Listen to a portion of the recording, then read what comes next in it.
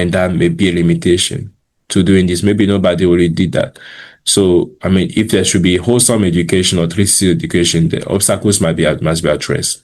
So the first obstacle is the fear of disappearing from the feed. This is the number one. This is the number one. So posting less feels like losing ground to the algorithm. So content tactics, algorithms generally reward engagement and completion rates, which is sharper. Which sharper, less frequent content usually improves, not raw post count. So if your algorithm is thinking of, oh, this month, the algorithm is looking like, okay, how many people click on your video, like really enjoy your video, like, subscribe and everything. The fewer content you have, the easier it is to rank higher.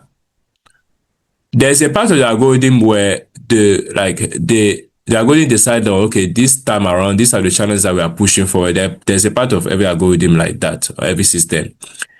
The more you post, right, without getting your metrics right, your engagement right, your completion rate right, the more you are likely to dilute those chances or reduce those chances of you being more recommended by the algorithm.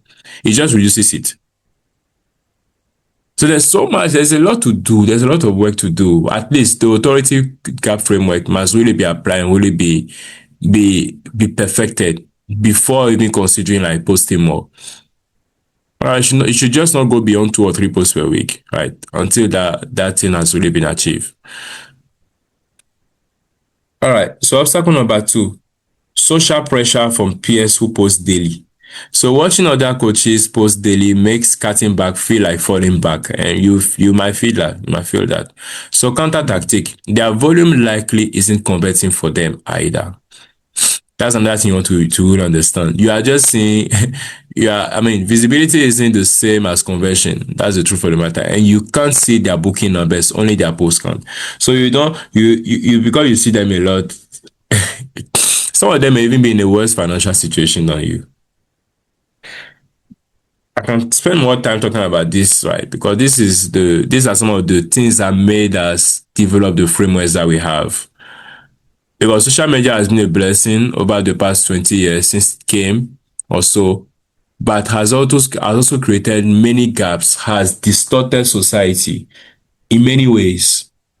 And it is that we've observed it enough, we know the consequences, and we still want to grow our businesses. So how do we rethink business growth or marketing growth or visibility growth in a place where it actually works for us, it's beneficial for all of us? I mean, we at least at Growth Masters will make sure that we make the changes and we help people make the changes that have to be done and encourage the changes at scale. But it definitely starts from somewhere. And then third obstacle. So no clear standard for what's sharp enough.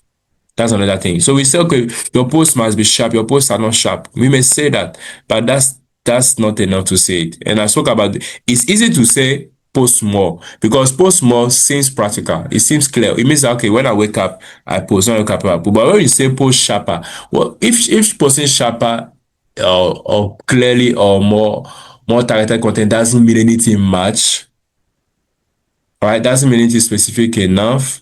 It's just going to not be considered. So we cannot ask you to change your approach that give you something that you can follow. Right? So even coaches convinced by the framework don't have a fast even coaches convinced by the framework don't have a fast, repeatable way to check a post before publishing. That's true for the matter. And then counter tactic. This is exactly what part 7 builds. A rule, not a judgment call. So you see it in part 7 clearly, how to address it. And then another level of objection. So, but the what if, right? The what if with unnecessary, like the honest exemptions. And imagine if that you have an honest exemption.